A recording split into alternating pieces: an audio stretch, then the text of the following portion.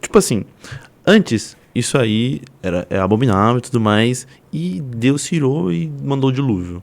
Hoje, tem coisas que, ao nosso ver, também talvez sejam semelhantes ou até piores. Por exemplo, quantas pessoas morrem por dia através de botar tiro na cabeça, então o irmão matando o irmão ali, isso aqui, aquilo outro, estupro. Todos os incidentes de violência que a gente tem por aqui. Então, você pegar um exemplo aqui, coisa mais ou menos recente. Você tem lá... Tem um menino que foi defender a namorada, tomou 4 tiros do cara. Vou falar um pior. Família de bolivianos veio aqui pro Brasil. Isso deve fazer acho que uns 10 anos, uma coisa assim, mais ou menos. Estrangeiros. Né? Vai lá. Vai vendo.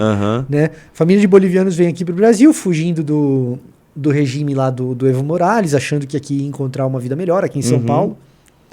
E aí, um grupo de 3 caras invadem a casa dessa família para assaltar, para levar as coisas, né? E um dos moleques do assalto, né, do rolê, fica muito irritado com um dos bebês que tá chorando muito. Nossa. O bebê tá chorando muito e tal, vai chamar atenção, não sei o quê. Ele vai lá e mete bala no bebê. Deixou a família e meteu a bala no bebê, cara. Então, assim, faz uns 10 anos rolou uma história dessa.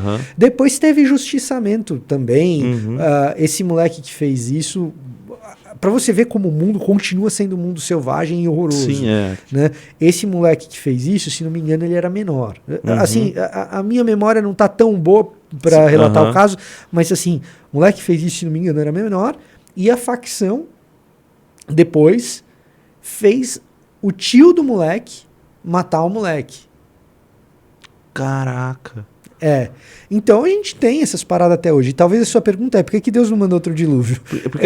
Ou então por que ele não volta? Ou por que ele não volta logo? E aí a gente tem que lembrar o seguinte, cara. Esse episódio que eu te contei de Lamentações de Jeremias, ele é um episódio que é posterior ao dilúvio também. Deus permite que aconteça com o seu próprio povo. Né? E essa é uma parada embaçada. Tipo, são os israelitas ali que estão sofrendo aquilo.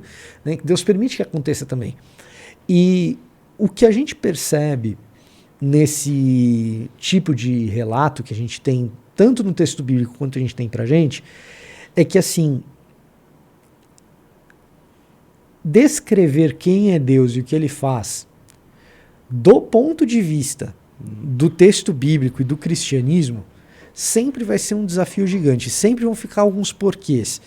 E as respostas, elas são sempre de alguma maneira insatisfatórias, e Deus sempre vai chegar e falar assim, em algum momento ele vai chegar e vai dizer mais ou menos o seguinte: olha só, você não tem como compreender tudo com a cabeça que você tem, que ainda é limitada. Se você me compreendesse por inteiro, eu seria do tamanho da tua cabeça, eu não seria Deus.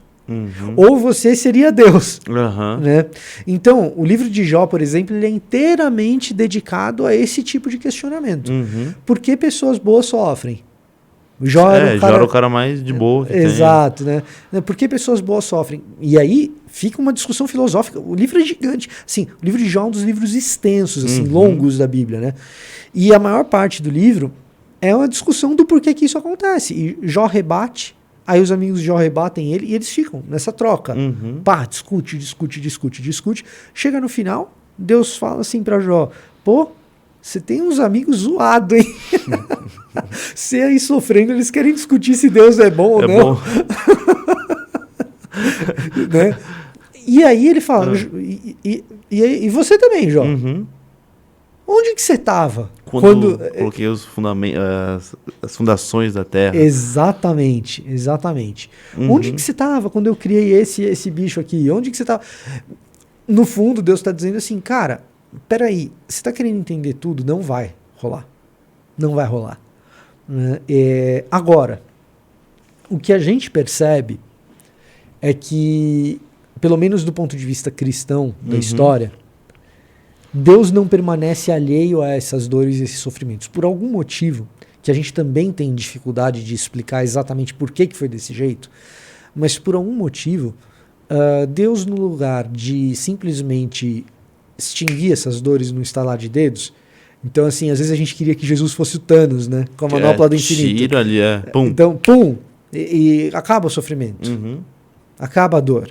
E acaba tudo isso logo. Por algum motivo, ele prefere participar dessa dor.